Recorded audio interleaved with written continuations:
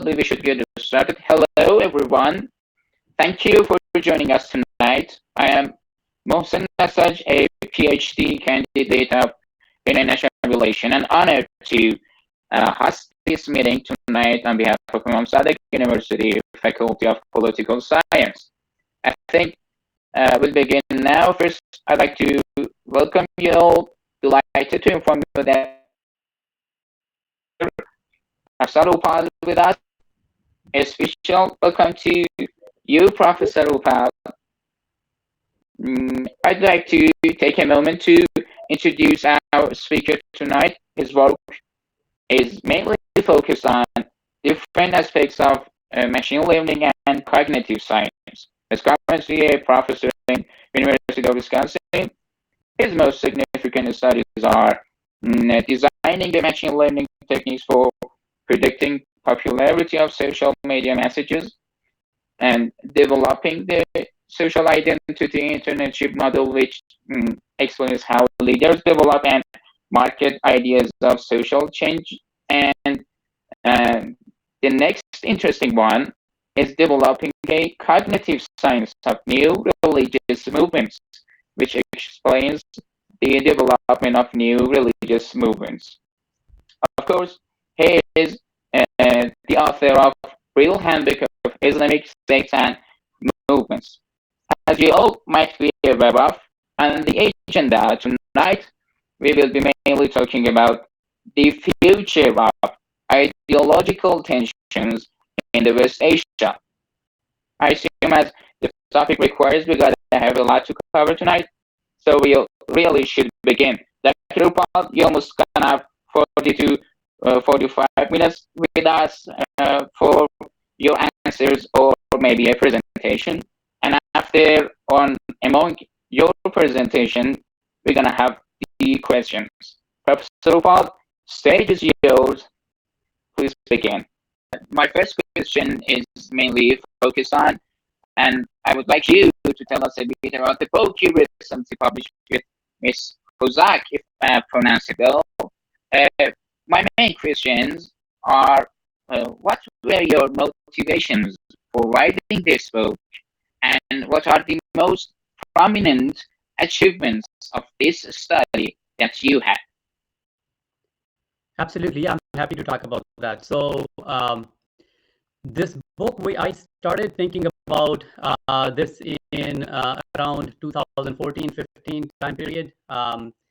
And the idea was that all the existing anthologies about Islam are too restrictive. They only include those sects and movements that are considered to be orthodox by Sunni and Shia clerics. So other organizations, other sects, other movements that are not considered to be part of the mainstream orthodox Shia or Sunni communities are typically not included. And I felt that that leaves too many movements out, and it does not give a full picture to scholars who are interested in understanding the full breadth of Islam. And that these movements are not a new phenomena, that there have always been movements that Orthodox community has considered to be outside the circle of Islam, outside Daira Islam, and therefore they have not been included in various anthologies, and that does a disservice to somebody who is trying to understand the full diversity of Islam. So it includes communities such as the Ahmadiyya community that I grew up in. So I was born in Pakistan, and I grew up in the Ahmadiyya Muslim Jama'at. So that community is typically not included in anthologies of Islam. Baha'is are not typically included, and Druze, Yazidis. So there is a number of communities that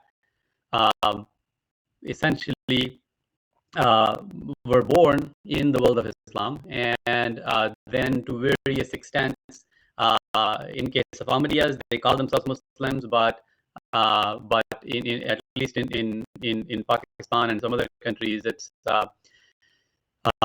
state sanctioned persecution against them, and they're not considered Muslims. So the idea was to include a broad diversity of all of these movements.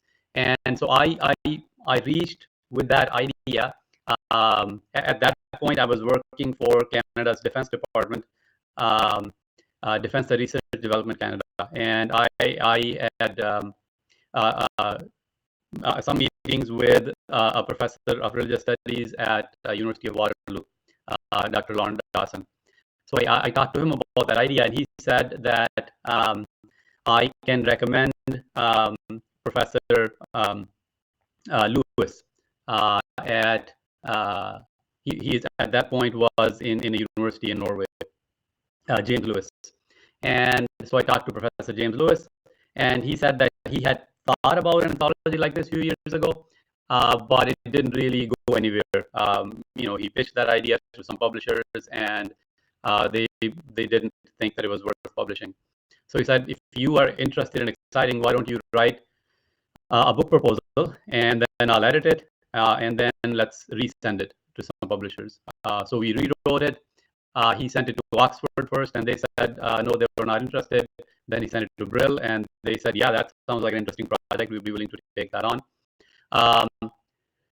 So then I started working on, collecting as many overview chapters on a broad variety of Islamic sects and movements, and reached out to scholars all around the globe who were experts on each one of these movements, and we recruited them to write a chapter on each, and that was a very long process. It took us years.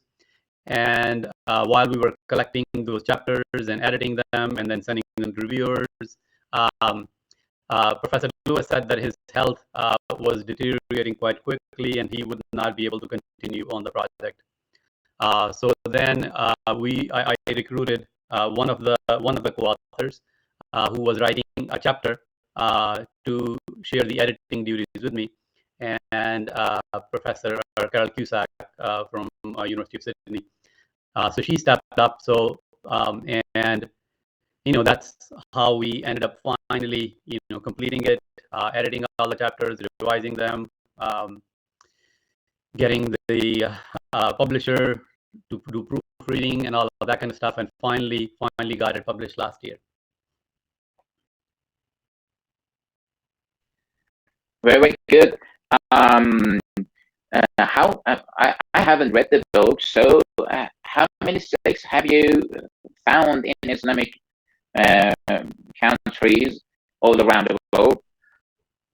Yeah, so the book is divided into 33 chapters, and so we are able to cover 33 different movements. There is, and even that has resulted in this huge voluminous book. It's quite large, and there is always decisions that you have to make, which sections to include, which ones to exclude. We could have always added more movements, but even collecting these 33 chapters from the world's experts, even that in itself, as I said, took us something from when I started thinking about this in 2014 to 2021, when it finally came out. That's a period of 7 years.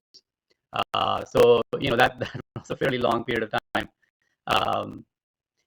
So it's 33 different movements. That includes a broad variety. So we divide the book up into a number of sections. The first section is the Sunni movements.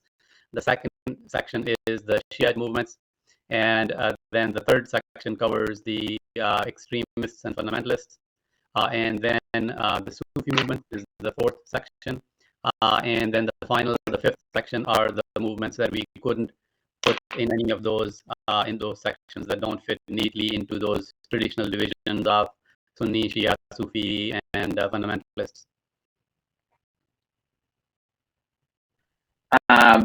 During your study, which sects did you find most effective on Islamic countries and maybe the world, the globe? Yeah, so I guess there are a number of regional movements, and talked about movements in Indonesia, which have managed to stay sort of more or less sort of mainstream and moderate. And then there are sort of some of the fundamentalist and extremist movements. And back when we started this in 2014 and 2015, the fundamentalist movements in Iraq were all the rage, right? Everybody was talking about, at least in the defense and security circles, everybody was talking about ISIS and Al Qaeda and Taliban, and so those are all the rage. Those were seeming to be capturing all the media interest, and um, you know so it depends on exactly what is it that you mean by effective. So if you're just looking at the numbers, the smaller a movement is, the quicker it can grow, right, in terms of the rate of growth. The larger a movement is, the harder it is for it to grow, and then just being stable, having an impact on the world at large, being able to influence various things is that's another measure of effectiveness. So it depends on what is it exactly that you mean by being effective. Well, how do you see the effectiveness? I mean, different aspects of cultural, maybe political, maybe causing different movements in other countries, whatever that could be related to this.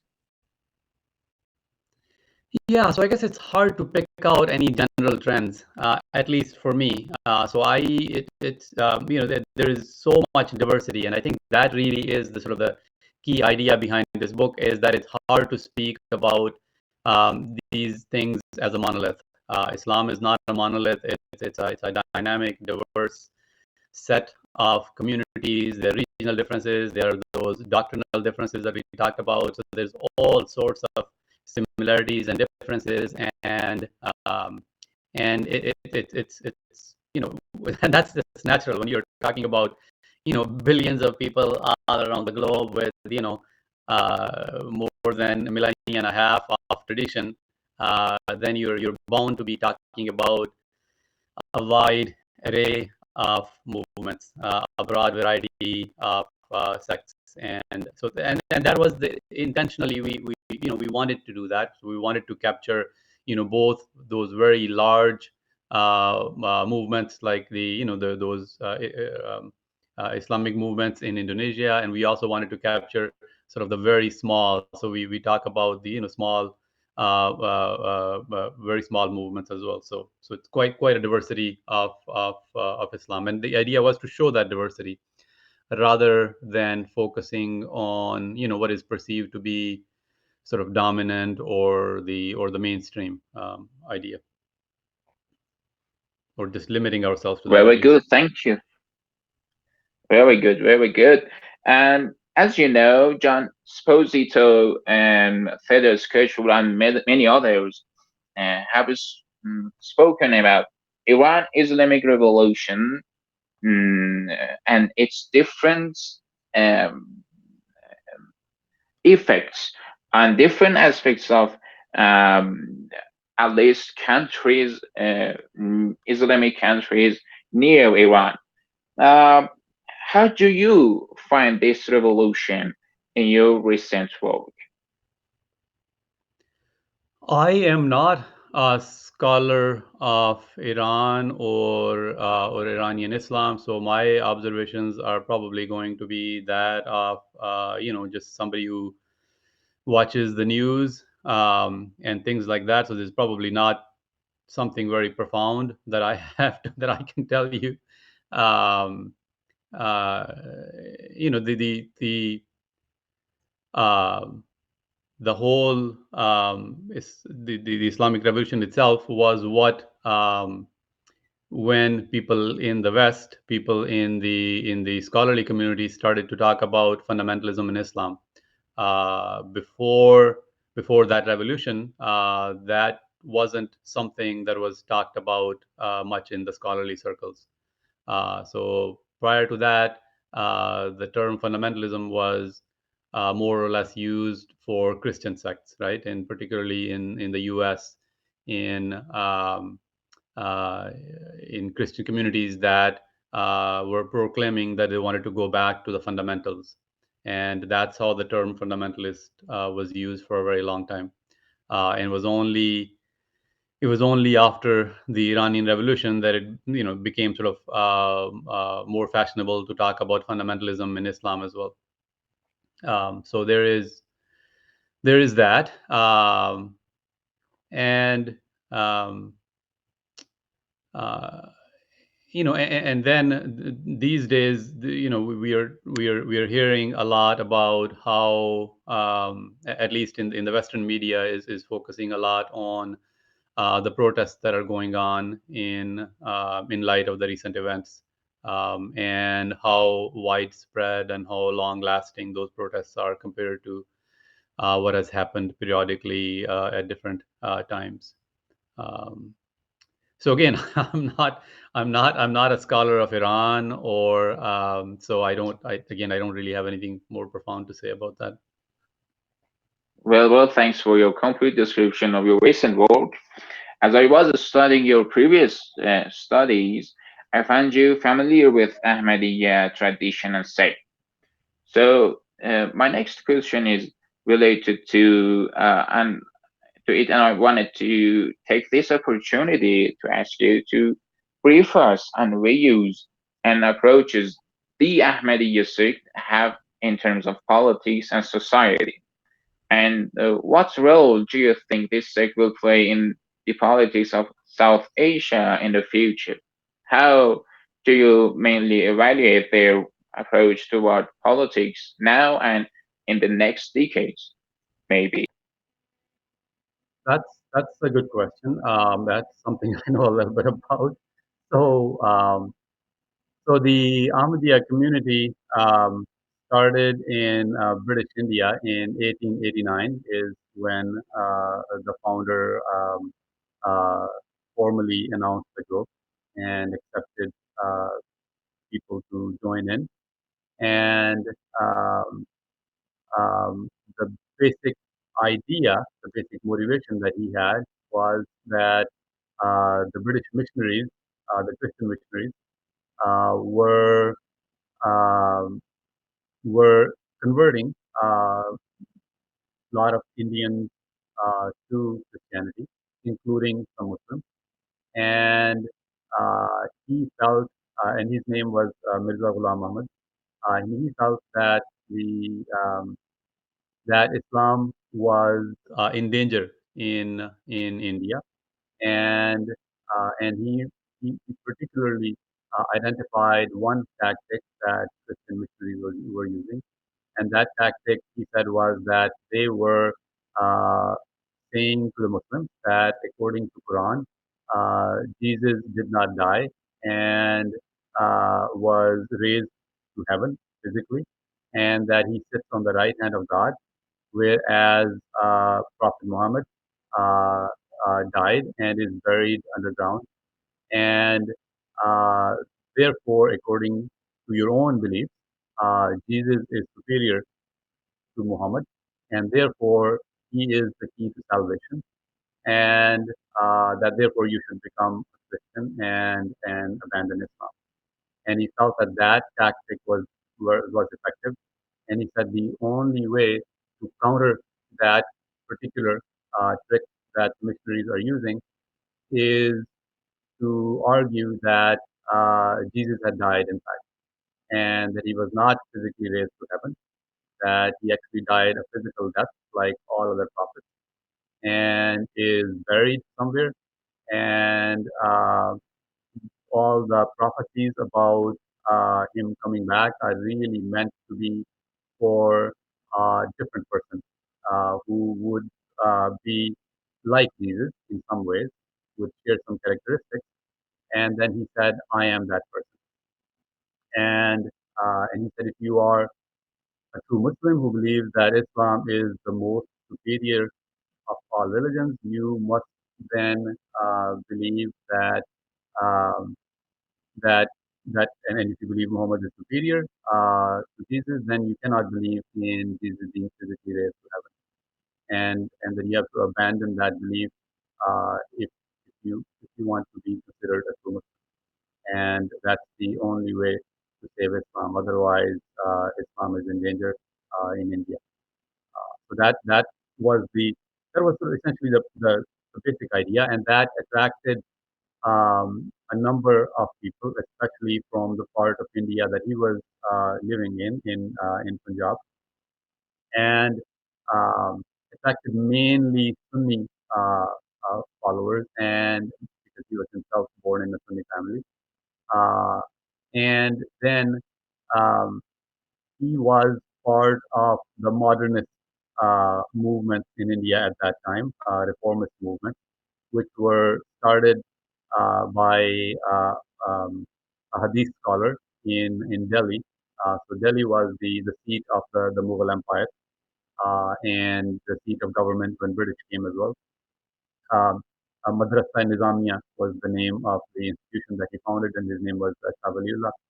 And then his sons and had inherited that madrasa, and um, so, so that modernist reform movement uh, was an inspiration for most of the movements that started in British India.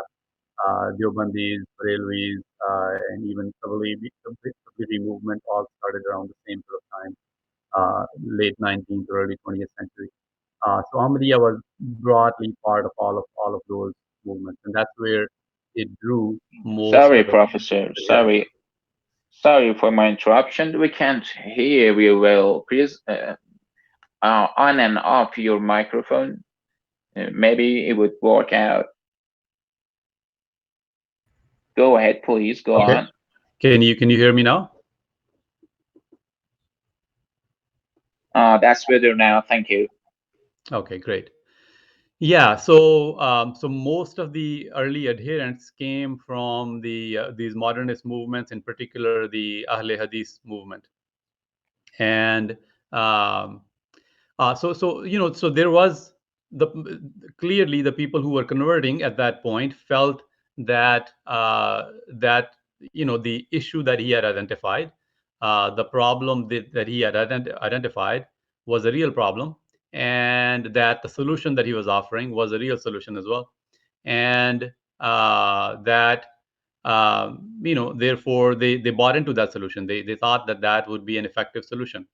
Um, in modern times, in the 21st century, if you ask a random Muslim, what is the problem that the Muslim community is facing, uh, uh, that hardly comes up. The problem that the belief that, so essentially his diagnosis would be the belief that Muslims hold that Jesus is alive is the problem, and that problem hardly comes up. Nobody would identify that as the top problem that the Muslim world is that the Ummah is facing today. So if that problem is not seen as the problem, therefore then nobody is looking for that solution then that the Ahmadiyya community would be offering. So so then that impacts the effectiveness, right, of that particular solution being sold to people, and and that then limits how quickly the movement can grow or really sustain itself.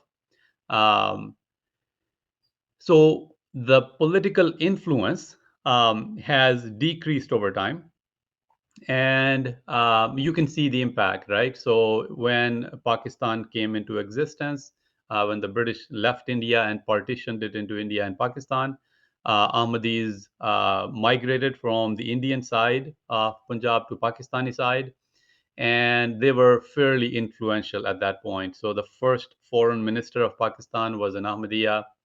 They had other officers in senior positions in the military and the government, but that influence declined over time to the extent that in 1974, the Pakistani parliament adopted an amendment to the constitution, which said that in order for somebody to be Muslim, they have to believe that Prophet Muhammad is the final prophet and that Mirza Ghulam Ahmad is not a prophet. And so they were officially declared non-Muslim. Then in 1984, the law was further changed and a new amendment was adopted, um, 298, and that amendment said that if Ahmadis um, uh, pretend to be Muslims, engage in Muslim practices, and therefore, uh, arouse the sensibilities of Muslims, Pakistani Muslims, then that's a crime in itself. So that meant that Ahmadis couldn't then openly practice their faith. So if they are, doing the adhan, if they are doing the salat, then they are pretending to be Muslims. If they are, doing funerals, following Islamic rites, if they have minarets on their place of worship, all of those things were seen as pretending to be Muslim, and therefore subject to the those sanctions, which are 3 years in jail and then a fine as well. So that led to then the head of the movement going into exile in London and has been based there ever since. Um, and there has been, despite that, there has been continued persecution of the community in Pakistan. Um, there are very large-scale movements, in particular Tehreek-e-Labbaik, that essentially runs on persecuting Ahmadis, and they're always thinking of new ways to persecute them. So that has then again, that is a symptom of how limited their impact is, and how limited power they have in the country, and they seem completely unable to stop um, the power that the anti-Ahmadiyya elements have within Pakistan. There is no significant political party that is willing to take up the cause of the Ahmadiyya movement. There is um, hardly any force, in the civil or military society that is uh, saying that Ahmadiyyas are, persecuted. So there seems to be very limited influence that they have over any of the the forces inside Pakistan. And if you talked about South Asia, so in other countries in South Asia, when most of the Ahmadis moved to Pakistan at partition, that left a very small number in India, just a few thousand. So they don't have much impact in India either. And same thing in Bangladesh. They were very small in Bangladesh. So their largest numbers were in Pakistan, and even there they've lost pretty much all influence over time. Very good. Thank you very much. Um, Actually, I have seen your work on moderate fundamentalism. You have written a book actually on it. Please tell us what exactly is moderated fundamentalism in your perception, and what groups and sects you consider to be in this trend.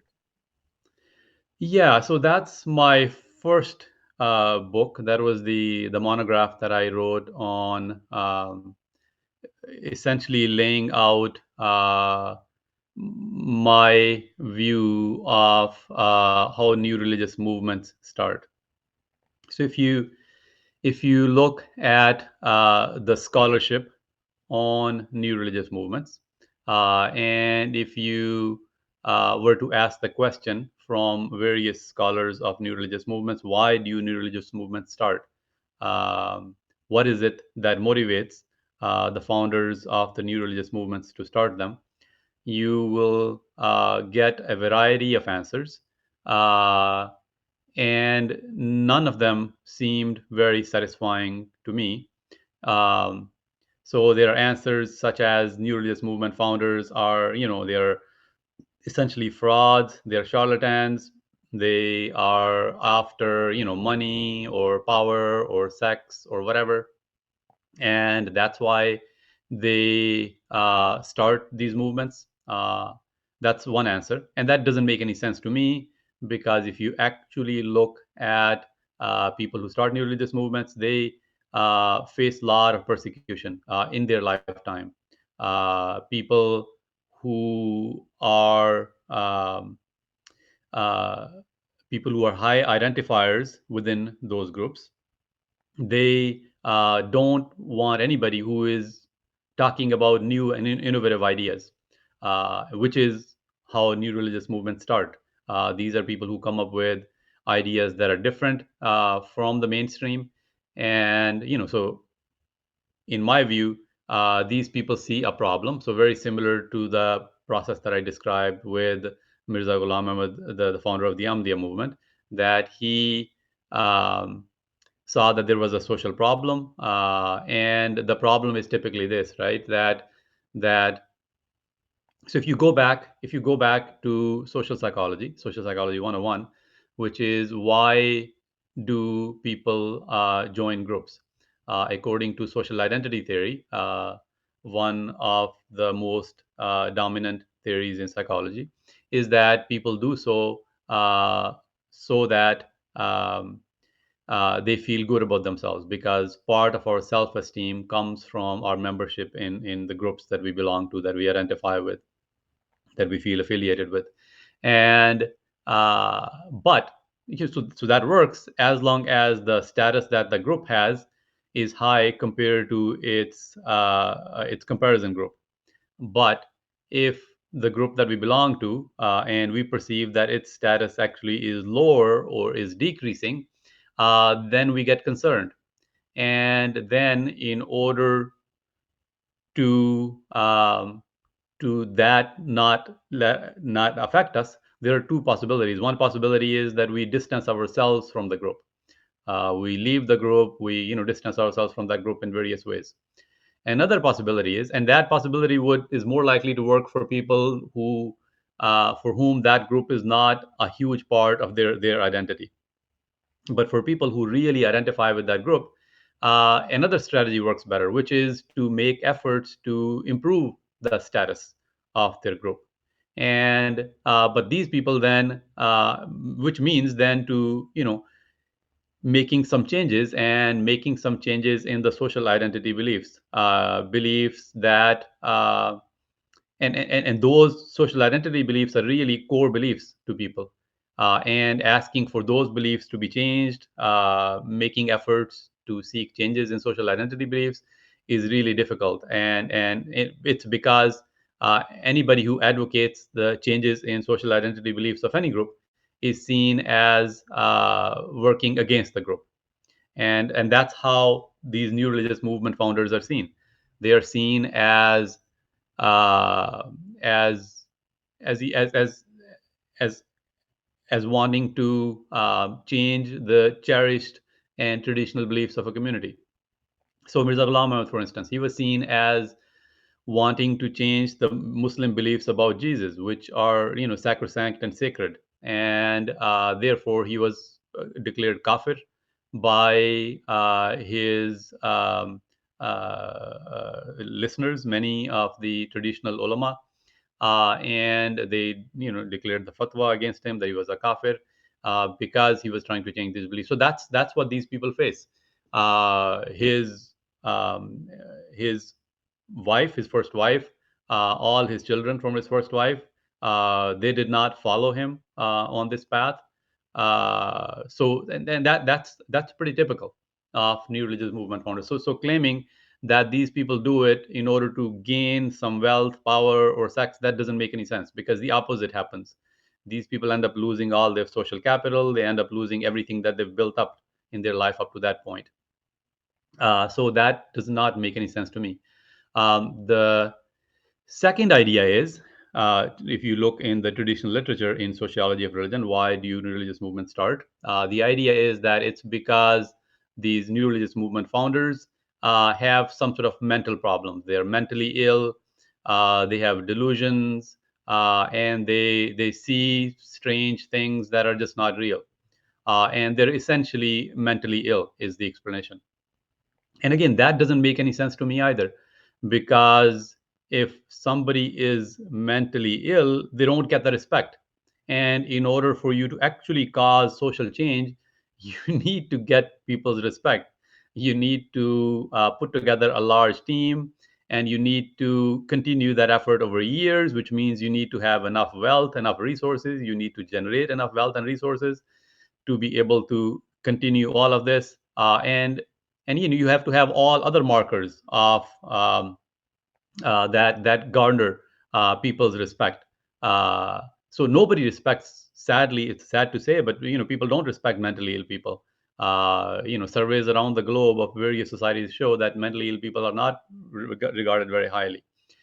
So that explanation doesn't make any sense. And these people behave normally in all of other aspects of life, except that they have these particular claims which seem completely breaking with the orthodox and strange and weird. But in all other respects, they behave like normal people. They get married, they sometimes have jobs, they do all of the other normal things. They have a pretty decent life, so they don't seem mentally ill at all. So that explanation didn't make any sense to me either. Um, so that those were the standard kind of explanations. um, uh, there were a couple of sociologists of religion, Rodney Stark and William Bainbridge, who had published this book, and the title is simply Religion, in 1985, where they talk about this entrepreneurship kind of a model. They said that just like in an economy, there are people who are producing goods, and there are other people who are then buying those goods. He said we should think about religion in the same way, that people who found religions, they are producing these ideas, they're producing these solutions that then they sell to other people. So they're entrepreneurs in that sense. And they said that religious solutions have a particular quality to them. They said they are such that that you cannot verify them. So they talked about the belief in life after death. They said that belief is such that nobody can ever test it. And when real solutions are hard to find, they come up with these solutions that nobody can test. So there are no testable solutions which are good enough. As by comparison, then people start buying these solutions which are untestable. And they said that that's how religions come about. So I said that idea makes some sense, in that religions really are ideas, they really are solutions to social problems. And then I identified them. There are particular kinds of problems. So these are when social identity beliefs break down, right? So social identity beliefs tell you why our organization, why this particular organization that I belong to, this particular group that I belong to, why it's better than other groups, right? These are group superiority beliefs. And if you look at what happened at the time the Ahmadiyya movement, for instance, were founded in British India, those beliefs were breaking down because the British had militarily defeated Muslims, and they were intellectually battling. All these missionaries were intellectually battling Muslims and were succeeding. That a lot of Muslims were converting to Christianity in India. And so the notion that Islam is superior to Christianity was in question. So those particular social identities, social superiority myths were being challenged. And so when there is that kind of a situation, then there's a problem, and people are looking for a solution. So I said that part from Bainbridge and Stark's theory makes some sense. But then the other part, that these beliefs have to be of the form that they cannot be tested, is too restrictive. That just restricts the beliefs too much, and that pretty much the only belief then you're looking at is the belief in life after death. But religion has so much more, and those beliefs then I call them social identity change beliefs, so that you modify your existing beliefs in some ways, so that the new belief, the repaired and changed belief, would then again allow you to believe that your group really is superior. So here is the solution that Mirza Ghulam Ahmad, the founder of the Ahmadiyya movement, offered, right? That if we change the belief that Jesus was physically raised to heaven, to the belief that he is physically dead, just like Prophet Muhammad is physically dead and is buried in the ground, then he is no longer superior, and therefore now the problem has been solved, and now we can go back to claiming that Islam is superior to Christianity. So that was the repair that he was offering. So that's what these people are doing. So then I call them social identity change entrepreneurs. So these people are causing a change in social identity beliefs of the group, and that change does not have to be of the form that cannot be tested. So that part of the theory doesn't make any sense to me. So that's sort of the theory of how religious movements come about. I wrote a book, the book called Moderate Fundamentalism, and then the subtitle is Ahmadiyya Muslim Jama'at in the Lens of Cognitive Science of Religion. And um, and then I talk about how the movement started, how it grew, and then what is the perception of the movement in the modern world. And I said in many Western countries, especially if you listen to some of the politicians in Canada and UK and Australia, they often talk about Ahmadis being as the ultimate moderates. And I said that is true in certain aspects. So Ahmadis talk about the fact that the modern world is in the traditional notion of jihad doesn't make any sense in the modern world. That instead we need to focus on what they call the jihad of the pen, and so they're moderates in that sense. But then there are other things in which they are actually fundamentalists, and quite extremists. Um, in particular, the enforcement of the veil on women, in so there are various things like that. So I said then, they don't fit into these neat divisions that we have in the West of Muslims are either fundamentalists or moderates. That instead they lie somewhere on the spectrum, and perhaps moderate fundamentalist is a better term than either moderates or fundamentalists. And that probably applies to a whole variety of Muslim movements and organizations and sects. Um, So, can you find any other Islamic sects to be listed in a moderate fundamentalism? Yeah, so I think the reality is that everybody probably pretty much lies somewhere on that spectrum. That that they are moderates in some ways and fundamentalists in other ways. We've imported that concept of fundamentalists from the Southern Baptists who applied it to themselves in the 1920s in the U.S., right? And and we started applying it to various movements in Islam. Uh, None of them claimed that as a title for themselves. It was the other people who applied that title to them. So um, and if we if in, and then we don't really have very good definitions of those titles. So when somebody is self-applying it, right, then they define what they mean by that, because none of the Muslim movements claim those titles for themselves. We are then left to have to define what fundamentalism means, what extremism means, and what moderation means. And typically we are doing them from the perspective of the West. So then we are focusing on things that matter to the West, which are things such as, are they hostile to the West? Do they believe in violent ideas? And those those are not necessarily very good ways of dividing or understanding movements in Islam, and it just those particular straight jackets don't really fit very well. So I would say probably pretty much everybody is both moderate and fundamentalist. Then you got to identify what are the aspects in which they are moderates, what are the aspects in which they are fundamentalists, right? And but everybody falls somewhere on that spectrum. I, there is no such thing anybody who is completely fundamentalist, right?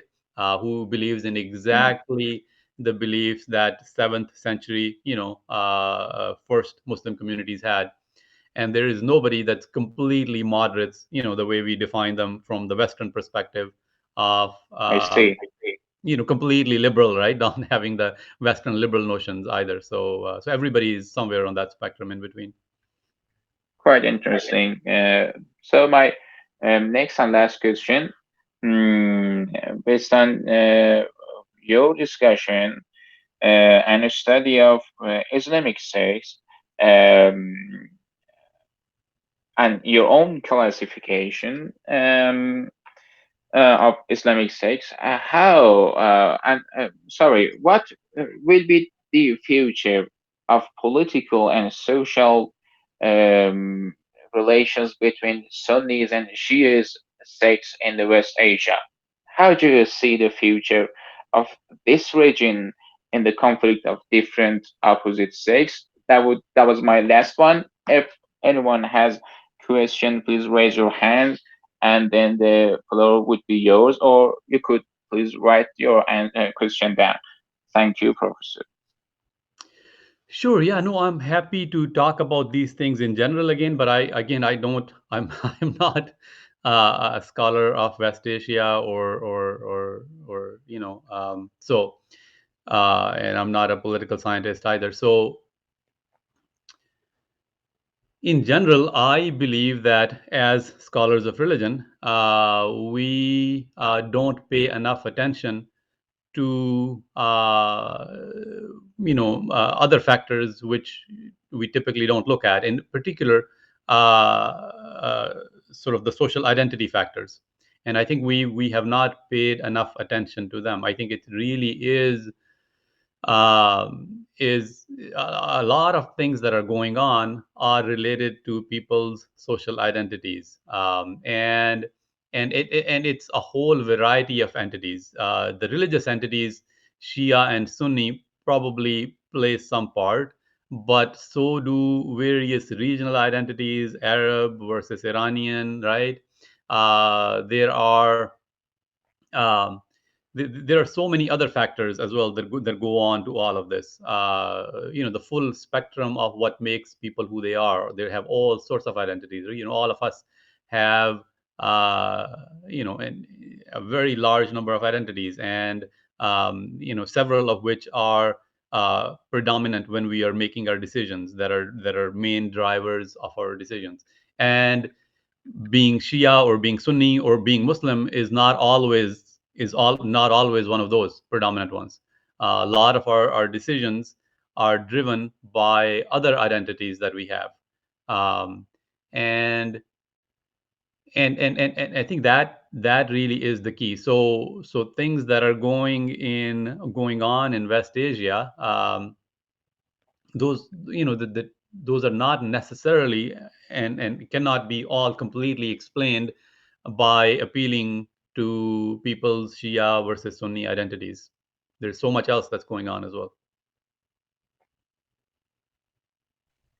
Thank you very much for your general thought, general and loud thought on that.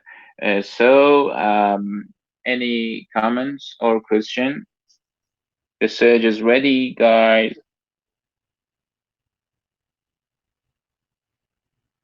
Maybe we take a few moments. I've got someone. Mustafa Muhammadi is ready. I've activated your mic, so the stage is yours. Please go ahead, Mr. Muhammadi.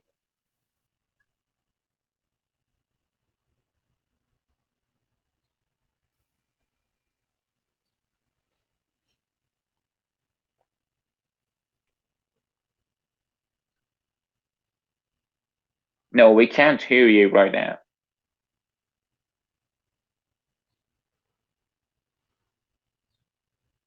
Until he gets ready, anyone else? Is there any other question or comment? Okay, take your time. We're waiting for you.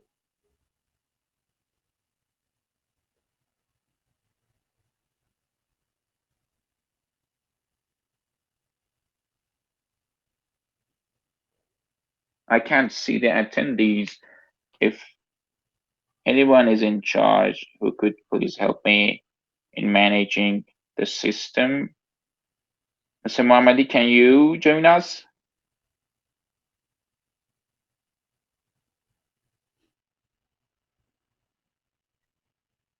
We can't hear you.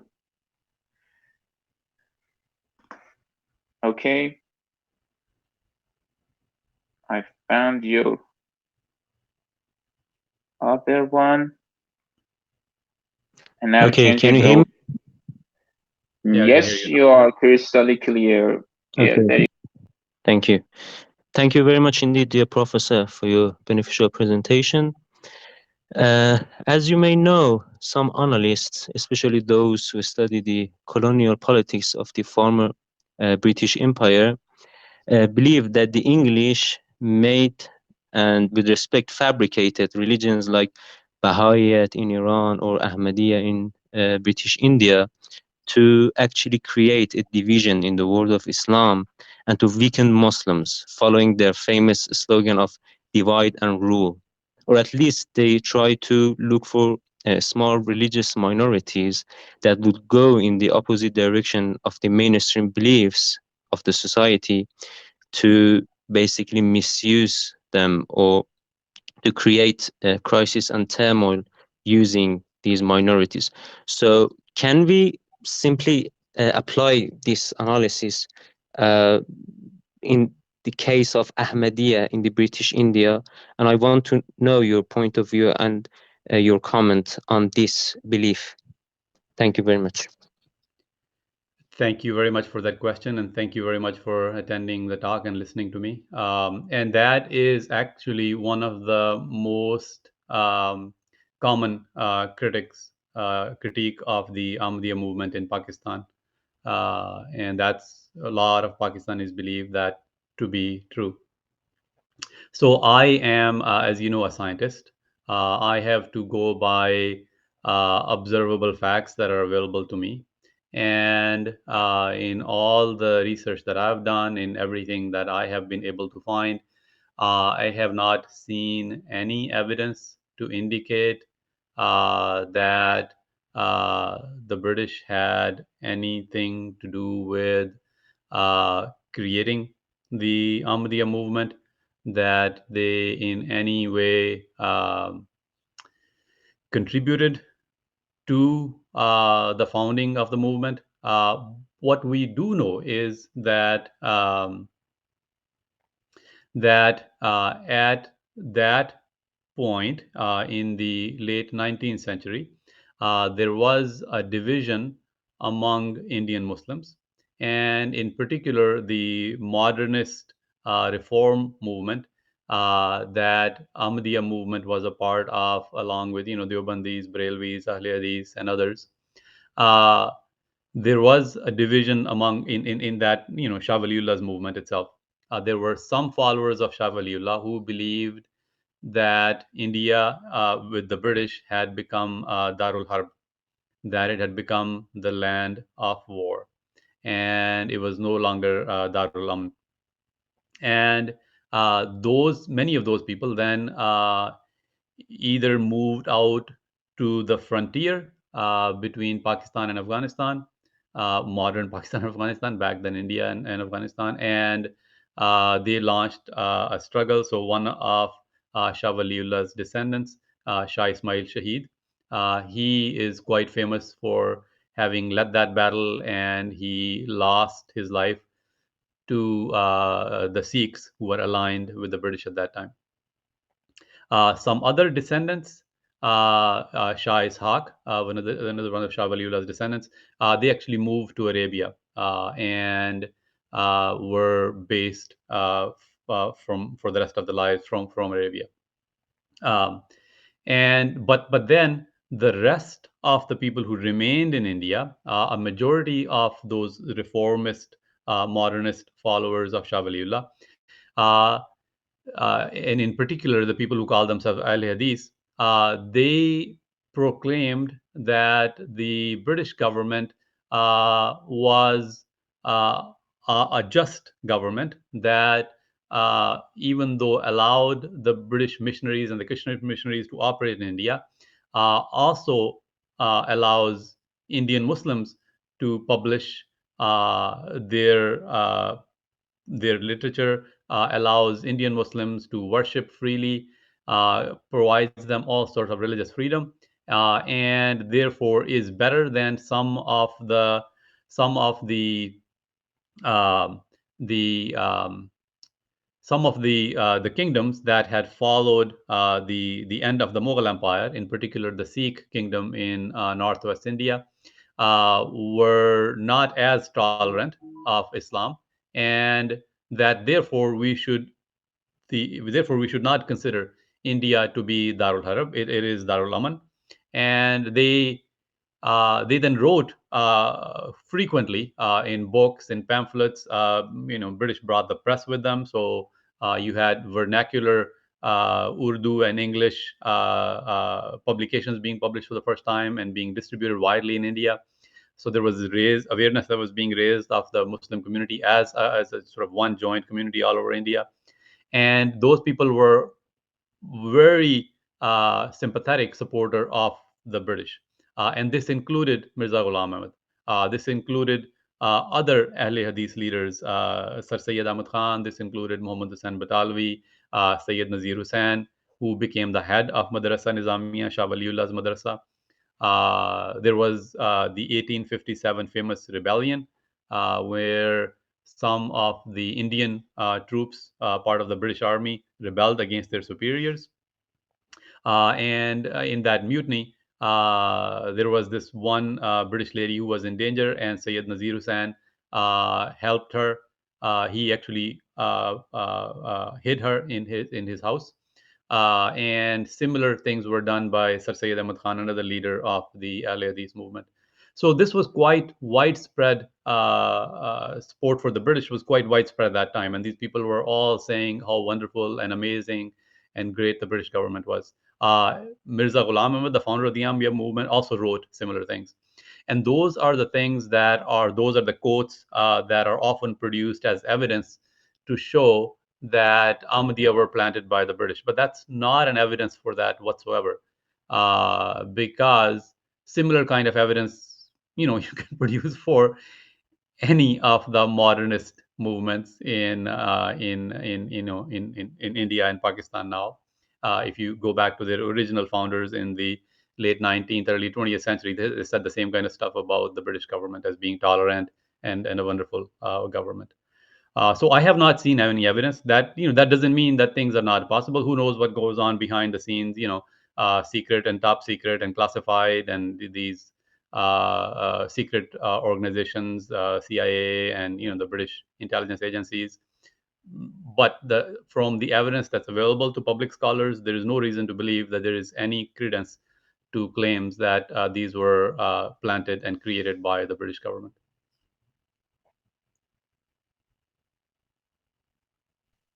Very good, very good. If there is any other question, I can't see anyone. So I'm afraid we're gonna have to cut this meeting short. It looks like we've run out of time. So I guess we'll finish here. If no one has anything to add, then I think we'll wrap this up. And I think we've covered everything on my agenda. Thanks, Dr. Upal, for your great presence in this meeting, and everyone for attending, and those who contribute to the organizing and making this opportunity possible. Have a good time. Bye-bye. Thank you very much. Yeah, thank you for inviting me. And if you have any other questions, you can look up my email address. Feel free to send me email, and I'll be happy to respond. Thank you so much.